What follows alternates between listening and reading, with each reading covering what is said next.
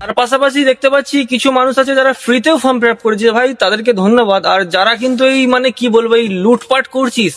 ইন্ডিয়ার এই দাদাই অন্নপূর্ণা ভান্ডার নিয়ে যে তথ্য দিলেন, কথাগুলো খুবই গুরুত্বপূর্ণ, অবশ্যই মনোযোগ দিয়ে শুনে যাবেন। আগে ইন্ডিয়া দাদার কথাগুলো শোনেন। তার পাশাপাশি দেখতে পাচ্ছি কিছু মানুষ আছে যারা ফ্রিতেও ফর্ম ফিল আপ করেছে, ভাই তাদেরকে ধন্যবাদ। আর যারা কিন্তু এই মানে কি বলবো এই লুটপাট করছিস, ভাই উপরওয়ালা বলেও কেউ আছে ভাই। এভাবে মানুষকে ঠকানো বা জোর করে বলবো না, কারণ সবাই স্ব ইচ্ছায় দিচ্ছে, ভাই কি বলবো ফাঁদে পড়ে দিচ্ছে ভাই। তাদের ফাটা বাঁসা আটকেছে, ওই জন্য তারা দিচ্ছে 150, 200, 100 টাকা করে। অন্নপূর্ণা ভান্ডার নিয়ে দু চারটি কথা বলবো, যদি সময় থাকে শুনে যাও। তো অন্নপূর্ণা ভান্ডার কিছু কিছু মানুষ পাচ্ছে, অনেকে ভেবেছিল জুমলা না। তবে অন্নপূর্ণা ভান্ডারের যে 12 পাতা ফর্মটা ফিল আপ করার জন্য পাড়ায় পাড়ায় দেখছি কিছু ছেলে বসে আছে ফিল আপ করার জন্য। ভাই তোরা ন্যায্য পয়সা নে, 20, 30, 50 টাকা পর্যন্ত নে, 100, 150, 200 টাকা পর্যন্ত নিচ্ছে, আমার কাছে খবর আছে।